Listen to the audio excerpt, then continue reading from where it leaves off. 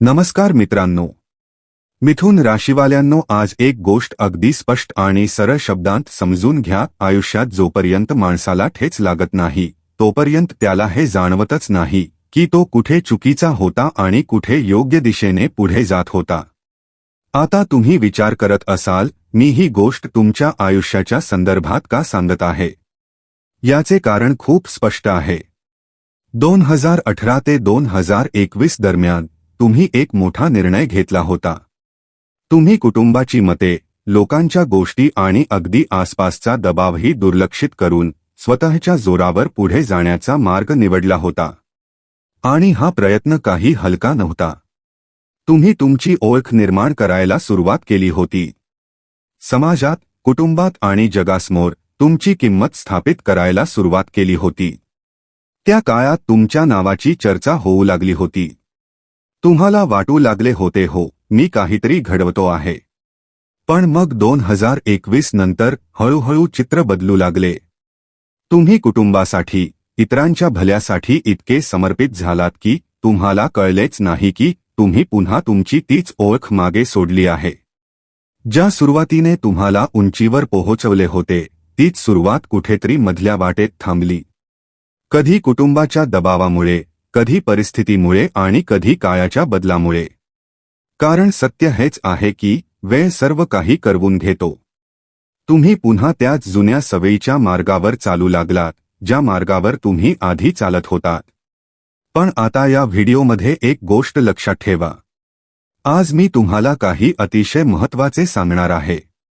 या व्हिडिओमध्ये मी तुम्हाला स्पष्टपणे समजावून सांगणार आहे की तुमच्या आयुष्यात पुन्हा तीच ऊर्जा का परत येत आहे जी 2018 ते 2021 दरम्यान होती.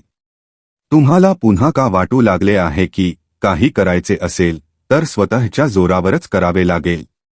यामागे अनेक कारणे आहेत आणि मी ती वळवून सांगता अगदी स्पष्टपणे तुमच्यासमोर मांडणार आहे. हे संपूर्ण राशीभविष्य चंद्र राशीवर आधारित असेल. ज्यांना आपली चंद्र राशी माहिती नाही त्यांनी नाव किंवा लग्नानुसार हे पाहू शकतात. तर चला प्रिय मिथुन राशीवाल्यांनो, आजच्या महत्त्वाच्या व्हिडिओची सुरुवात करूया.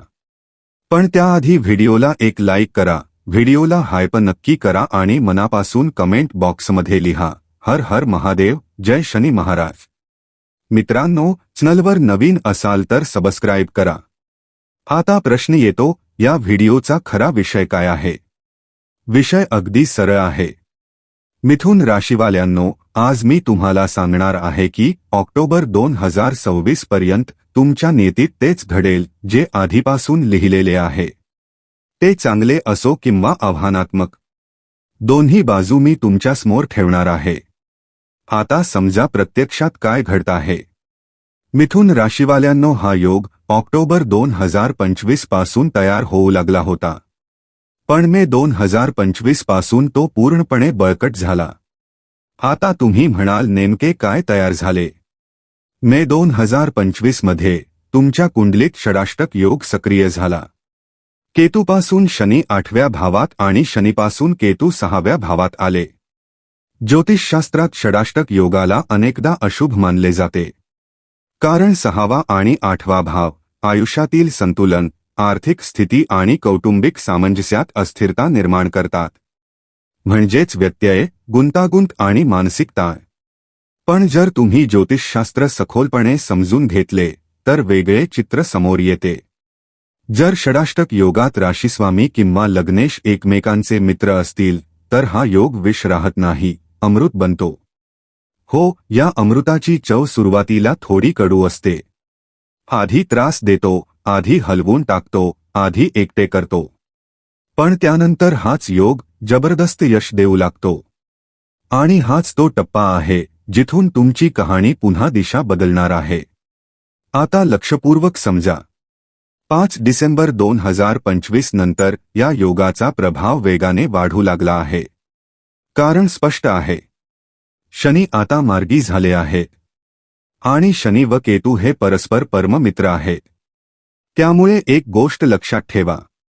हा षडाष्टक योग तुमच्या आयुष्यात असा बदल घडवणार आहे ज्याची तुम्ही आतापर्यंत कल्पनाही केली नसेल. आता मी एक एक करून ही ऑक्टोबर 2026 पर्यंत हा योग तुमच्या आयुष्यात काय काय बदल घडवणार आहे। सर्वप्रथम वर्तमान सत्य समजा। मिथुन राशीवाल्यांनो, सध्या तुम्ही कुटुंबाच्या जबाबदाऱ्यांमध्ये दबलेले आहात। तुमचे म्हणणे पूर्णपणे ऐकले जात नाही। तुम्ही काहीतरी नवीन करायचे म्हणाल तर लोक त्याला हलके घेतात, कधी विनोदाने, कधी शंकेने। आणि सर्वात मोठी गोष्ट म्हणजे जोपर्यंत तुम्ही इतरांना मदत करत होता तोपर्यंत सगळे तुमच्या आसपास होते, पण जसेच तुमच्या फायद्याची वेळ आली तसे लोक हळूहळू दूर जाऊ लागले। आता तुम्हाला ही गोष्ट स्पष्ट दिसू लागली आहे आणि इथूनच तुमच्या आत एक मोठा बदल सुरू झाला आहे। आता तुम्ही मनोमन स्वीकारले आहे की पुढे जायचे असेल तर कठोर मेहनतीने आणि स्वतःच्या जोरावरच जावे लागेल। म्हणूनच गोचरानुसार तुमच्या जन्मकुंडलीत असे योग तयार झाले आहेत की ऑक्टोबर 2026 पर्यंत जो व्यवसाय कधीतरी बंद झाला होता त्याची सुरुवात तुम्ही पुन्हा कराल। सुरुवात छोटी असेल, साधी असेल, पण सुरुवात तुमचीच असेल। आणि जी नोकरी काही चुकीच्या आरोपांमुळे, बदलीमुळे, कुटुंबातील आजारपणामुळे किंवा मोठ्या जबाबदाऱ्यांमुळे तुम्हाला कडू वाटू लागली होती, आता त्या जबाबदाऱ्यांपासून तुम्ही हळूहळू मुक्त होत आहात आणि पुन्हा एकदा कामाच्या दिशेने पावले टाकणार आहात। म्हणजे नोकरीही पुन्हा तुमच्या आयुष्यात प्रवेश करणार आहे। आता आणखी एक सत्य समजा। तुम्हाला ही गोष्ट आता पूर्णपणे समजली आहे की भाऊ बहिणी असोत, नातेवाईक असोत, मातृकुळ असो किंवा पितृकुळ असो, बहुतेक लोक तुम्हाला वापरत होते। जर तुम्ही सामाजिक स्वभावाचे व्यक्ती होता तर तुमचे संपर्क, तुमच्या जबाबदाऱ्या आणि तुमच्या चांगुलपणाचा फायदा घेऊन लोक तुमच्याशी जोडलेले होते। पण आता तुम्ही तुमची दिशा बदलली आहे। आता तुम्ही तुमच्या कामावर पूर्ण लक्ष केंद्रित करू लागला आहात। आणि सर्वात मोठा बदल म्हणजे आता तुमच्यात ती गुणवत्ता जागी होत आहे जी आधी दडपली गेली होती। याला म्हणतात निर्भयता। आता तुम्ही ताण देणाऱ्यांना उत्तर देत नाही, त्रास पसरवणाऱ्यांशी वाद घालत नाही, गोंधळ निर्माण करणाऱ्यांना दुर्लक्ष करता। पहिल्यांदाच तुम्ही चलाख नव्हे तर शहाणे झाला आहात। तुम्हाला कळले आहे की तुम्ही वाघाच्या तोंडात आहात आणि आता इथूनच बाहेर पडायचे आहे। आता एक अतिशय आतली गोष्ट सांगतो जी तुमच्यासाठी सर्वात महत्त्वाची आहे। आतापर्यंत व्यापार असो किंवा नोकरी, तुम्ही इतरांवर अवलंबून होता। व्यापारात समोरचा माल घेणे थांबवला तर तुम्ही अडकत होता। नोकरीत जर तुम्ही थांबलात तर तुमच्या जागी दुसरा येत होता। पण आता तुम्हाला ही गोष्ट पूर्णपणे समजली आहे। आता स्वतःवर अवलंबून राहावे लागेल। आता तुम्ही तुमचे कौशल्य जगासमोर आणणार आहात आणि त्याच कौशल्याच्या जोरावर तुम्ही जगात तुमचे नाव अत्यंत मजबूतपणे निर्माण करणार आहात। हे मी अगदी स्पष्टपणे सांगतो आहे। आता शेवटची आणि सर्वात खरी गोष्ट, कुटुंब आणि भाऊ-बहिणींच्या चक्रात तुम्ही तुमच्या आयुष्यात अडकतच गेलात। जेव्हा जेव्हा तुम्ही वेगळे होण्याचा प्रयत्न केला तेव्हा तुम्हाला भावनिक कारणे दिली गेली। सांगितले गेले की तुमच्याशिवाय होणार नाही।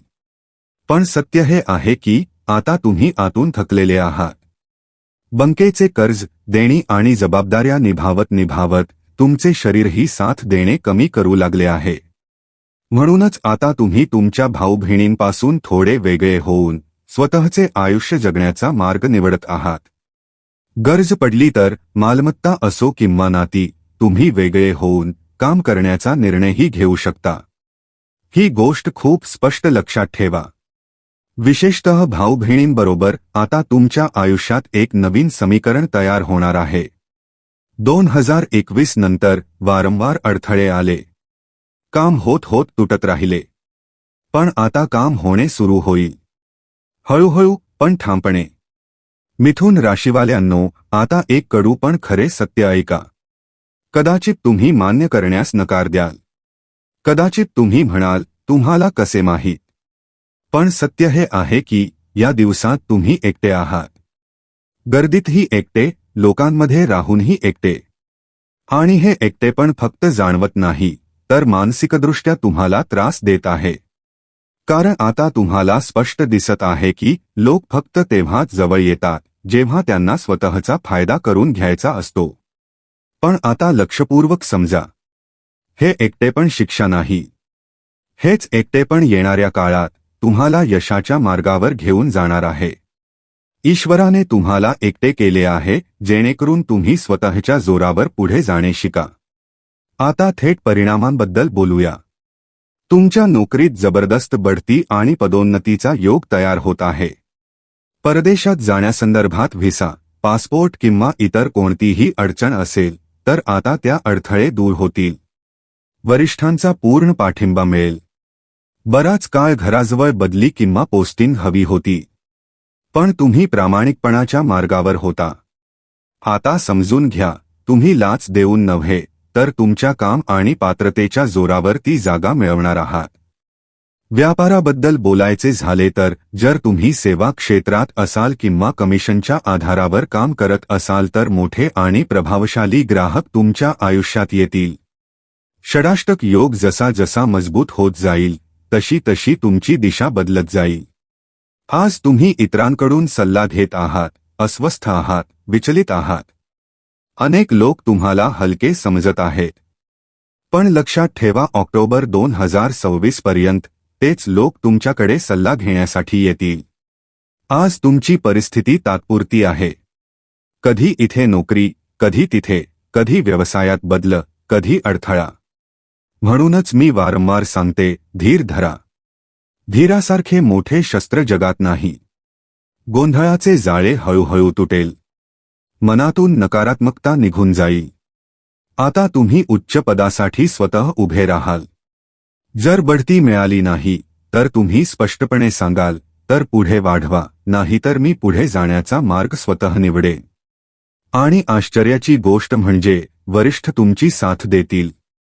कदाचित तुम्हाला माहीत नसेल, पण या बदलाची सुरुवात आधीच झाली आहे.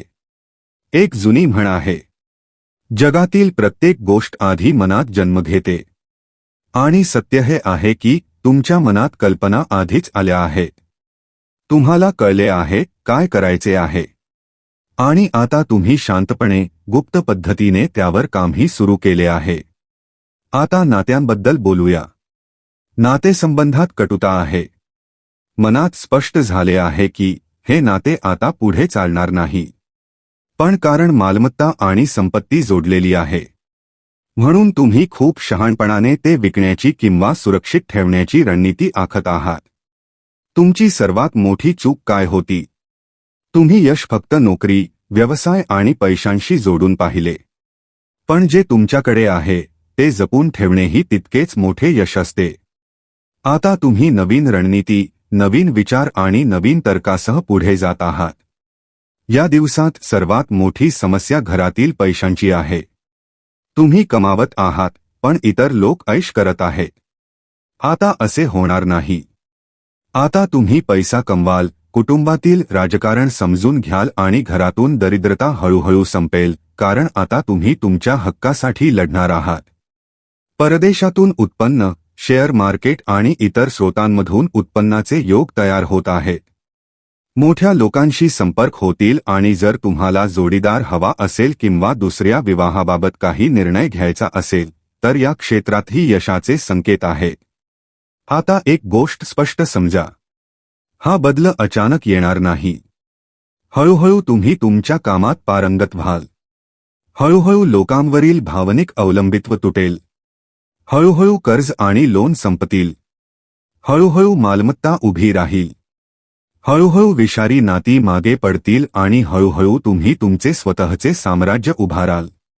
या मार्गात ताण असेल, त्रास असेल, अस्थिरता असेल आणि ह्याच गोष्टी तुम्हाला मजबूत बनवतील.